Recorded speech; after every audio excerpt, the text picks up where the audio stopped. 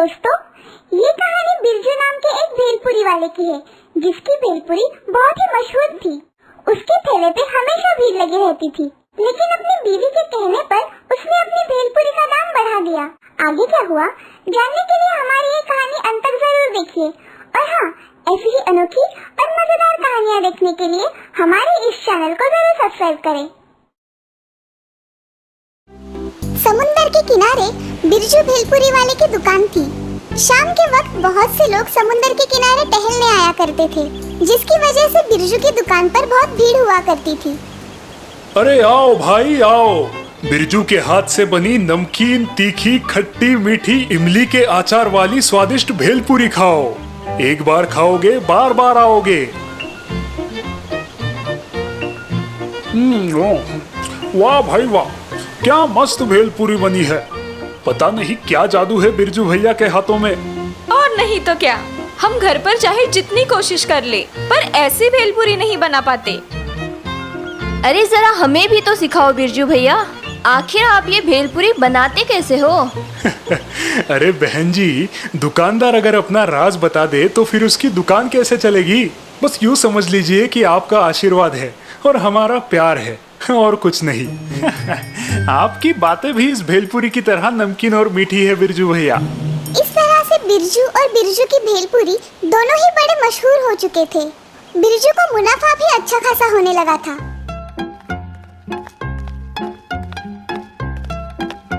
अजय जरा सुनो तो, मेरी मानो तो भेलपुरी के दाम जरा बढ़ा दो। ऐसा क्यों भाग्यवान, सब कुछ ठीक ही तो चल रहा है। क्या ठीक चल रहा है? अपना सोनू अब कॉलेज जाने लगा है, उसे मोटरसाइकिल चाहिए, नहीं तो वो कॉलेज नहीं जाएगा। कॉलेज नहीं जाएगा? वो क्यों? उसके सब दोस्त उस पे हंसते हैं जब वो कॉलेज साइकिल लेके जाता है, और आप भी वो खटारा स्कूटर लेके दुकान जाते हो। मेरी मानो तो हमें अब एक मोटर गाड़ी लेनी चाहिए, और मेरे लिए भी तो एक 9 लखा हार बनाना है। हमारे भी तो कुछ सपने हैं। ठीक है, कुछ करते हैं। और फिर दूसरे ही दिन से बिरजू ने भेलपुरी का दाम बढ़ा दिया। 15 रुपए की जगह अब भेलपुरी हो गई 25 रुपए की। लेकिन फिर भी ग्राहक उसकी दुकान पे आना बंद नहीं हुए, वो तो दिन ब दिन बढ़ते ही जा रहे थे। मैंने कहा था ना, लोगों को अपनी भेलपुरी बहुत पसंद है। मैं तो कहती हूँ दाम और बढ़ा दो। बीवी के कहने पर बिरजू ने अब दाम और बढ़ा दिए। 25 रुपए की भेलपुरी अब 35 रुपए में बिकने लगी। ये देख बिरजू की दुकान के पास जो नारियल वाला था, वो उसके पास आया। ये तुम क्या कर रहे हो बिरजू? दाम इतने बढ़ाओगे तो ग्राहक आना बंद हो जाएंगे। ऐसा मत करो। अरे तुम अपने धंधे की चिंता करो, तुम्हारे नारियल बिकते नहीं तो तुम मुझ पर जल रहे हो। जाओ पहले अपना धंधा संभालो। मुनाफे के साथ साथ बिरजू का लालच और घमंड भी बढ़ता ही जा रहा था। उसने अपनी दुकान पर अब एक नौकर भी रख लिया था, जो भेलपुरी बनाता था। अरे उस इमली के आचार में पानी और गुड़ मिला दो, लोगों को कुछ समझ नहीं आएगा। ज्यादा मुनाफा कमाने के हेतु अब वो भेलपुरी में मिलावट भी करने लगा, जिसके कारण भेलपुरी का स्वाद अब पहले जैसा न रहा। अब उसके ग्राहक भी शिकायतें करने लगे थे। अरे ये तो बहुत ज्यादा मीठी है, और इससे तो बास भी आ रहा है। कौन सा तेल इस्तेमाल करते हो भाई? बिरजू के ग्राहक उस पर नाराज होते जा रहे थे, लेकिन बिरजू को इसकी परवाह नहीं थी। उसके पास अब मोटर गाड़ी भी आ गई थी। अरे भाई, इस भेलपुरी ने तो पूरा मजा ही किरकिरा कर दिया। चलो बाजू में जाकर नारियल पानी पीते हैं। ये क्या? इसमें तो कंकर है। अरे भाई, तुम क्या प्याज की जगह पे भेल में कंकर मिलाते हो? अरे भाई, इतना चिल्ला क्यों रहे हो? अब समंदर के किनारे हमारा ठेला है, तो जरा सी रेत आई होगी हवा के झोंके से। ज्यादा पैसे मिलने की लालच से अब बिरजू का स्वभाव भी बदल चुका था। तुम ग्राहकों से इस तरह से पेश आते हो? हाँ, जानते भी हो तुम किससे बात कर रहे हो? मैं फूड इंस्पेक्टर हूँ। तुम्हारे इस भेल की बहुत सी शिकायतें आई है हमारे पास। जी वो मुझसे गलती हो गई। अगर गलती हुई है तो सजा भी तो मिलनी चाहिए। तुम्हारा लाइसेंस जब्त किया जाता है। अरे नहीं हुजूर, अरे ऐसा मत कीजिए, मैं गरीब आदमी हूँ, ऐसा मत कीजिए। मोटर कार में घूमते हो और खुद को गरीब कहते हो? शर्म आनी चाहिए तुम्हें। बिरजू भेलपुरी वाले का लाइसेंस जब्त हो गया। पैसों के लालच में आकर मैंने अपने धंधे में ही बेईमानी की है। भगवान, मुझे माफ कर देना, मैं दोबारा ऐसी गलती नहीं करूंगा। देखा दोस्तों, बढ़ते मुनाफे के साथ साथ बिरजू भी कैसे घमंडी बनता गया। उसका ये घमंड ही उसके व्यापार को ले डूबा। तो दोस्तों, इस कहानी से हमें ये सीख मिलती है कि घमंड और लालच से हमेशा नुकसान ही होता है।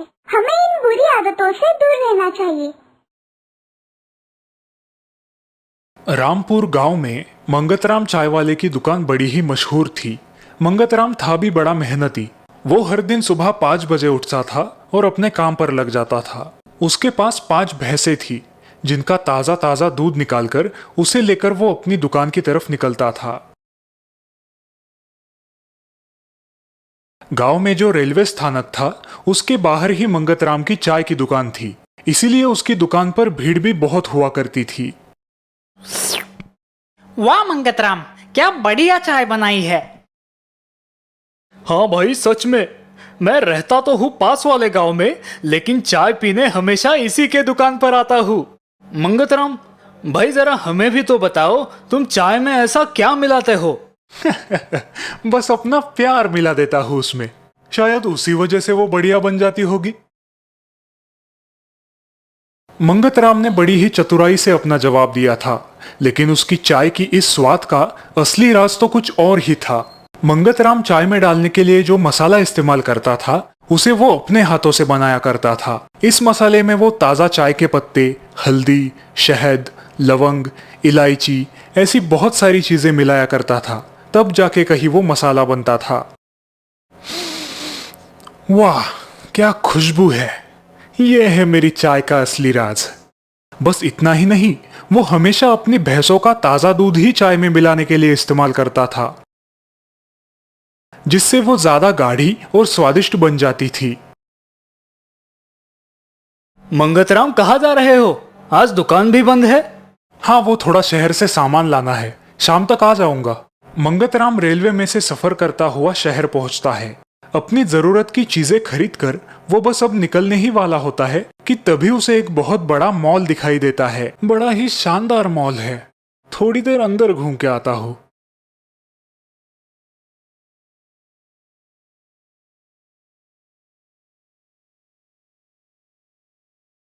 अचानक मंगतराम को मॉल के अंदर एक बड़ी सी चाय की दुकान नजर आती है और वो वहां पे चाय पीने बैठता है। जरा मैं भी तो देखूं इस चाय का स्वाद। हे भगवान, ये चाय है या कोई कड़वी दवा? मैं तो इसे नहीं पी सकता। 25 रुपए। 25 रुपए एक चाय के? दुकान में बैठे बाकी के ग्राहक मंगतराम की तरफ बड़ी अचरज से देखने लगते हैं। बेचारा मंगतराम पैसे देकर दुकान से बाहर निकलता है। मैं ही पागल हूं जो गांव में 5 रुपए में चाय बेच रहा हूं। अगर मैंने भी दाम बढ़ा दिए होते तो आज तक मेरी भी इस गांव में एक आलीशान चाय की दुकान होती।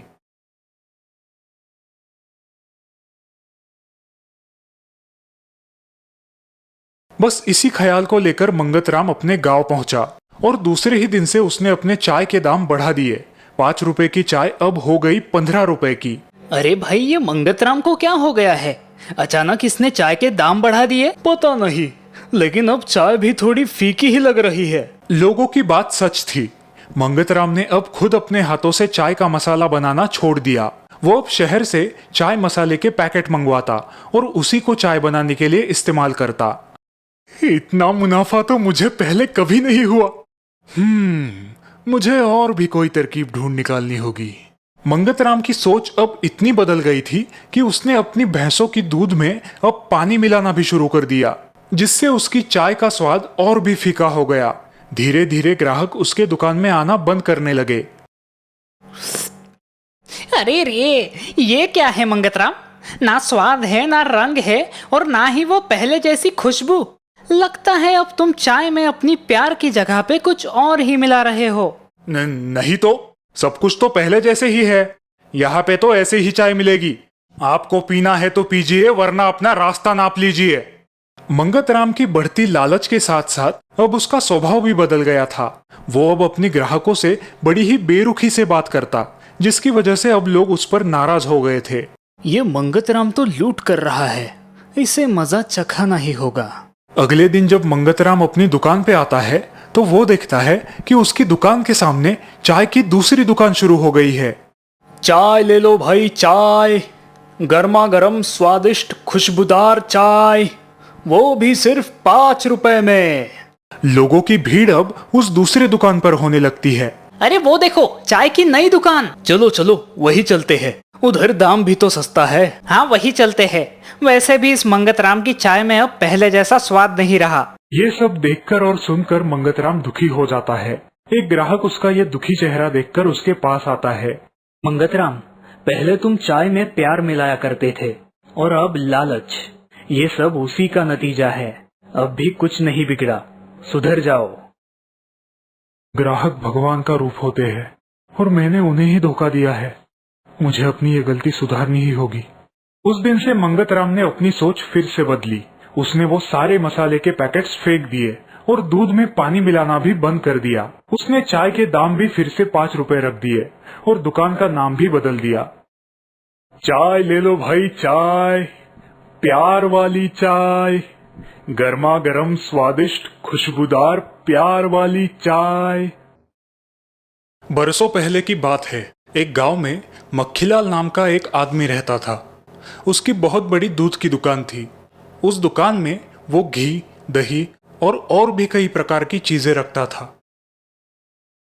अरे ये क्या, आज इतनी मक्खियां कहां से आ गई?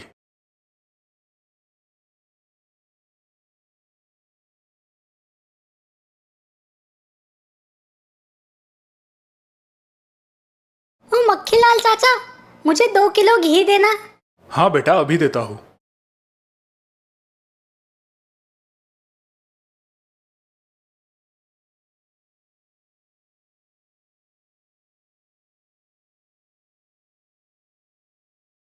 अरे ये क्या मक्खीलाल चाचा, इसमें तो मक्खी गिरी है। क्या मक्खी? दिखाओ तो जरा। लड़का मक्खीलाल को घी का डिब्बा दिखाता है। रुको बेटा, मैं तुम्हें अभी दूसरा घी का डिब्बा देता हूँ। मक्खीलाल उस घी के डिब्बे में से मक्खी निकालता है और वही डिब्बा उस लड़के को देता है। लो, ये लो बेटा, अब ठीक है ना? हाँ मक्खीलाल चाचा, चलो अब मैं चलता हूँ।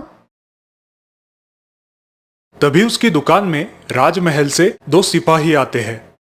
सुनो मक्खीलाल, दोपहर तक 40 किलो घी राजमहल तक पहुंच जाना चाहिए। हाँ हाँ, मगर इतना घी? आज राजमहल में दावत है क्या?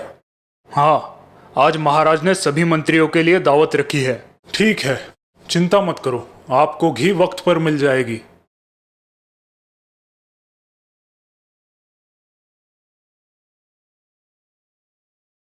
सुनो सुखीलाल, आज दोपहर तक 40 किलो घी राजमहल में पहुंचाना है।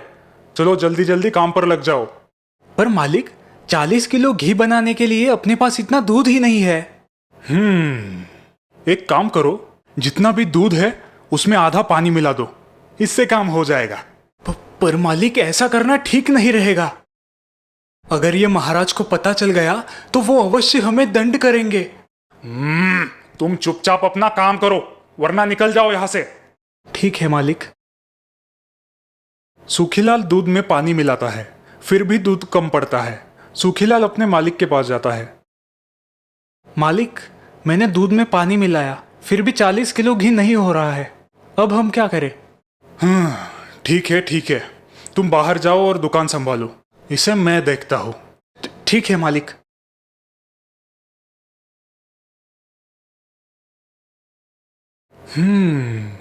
क्यों ना मैं इसमें वनस्पति तेल मिला दूं? मक्खीलाल पास ही में रखा वनस्पति तेल का डिब्बा उठाता है और घी में मिला देता है और घी का डिब्बा पूरा भर देता है। हाँ, अरे वाह, मेरा काम तो हो गया। अब इसे जल्दी राजमहल पहुंचाना होगा। मक्खीलाल घी लेकर राजमहल जाता है और घी का डिब्बा देकर घर की ओर निकलता है।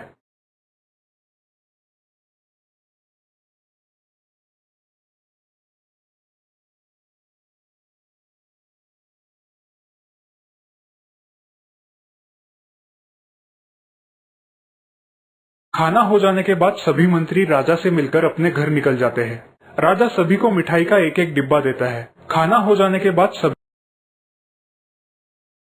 अरे वाह, कितनी अच्छी सुगंध आ रही है। थोड़ी मिठाई मैं भी चख लेता हूँ।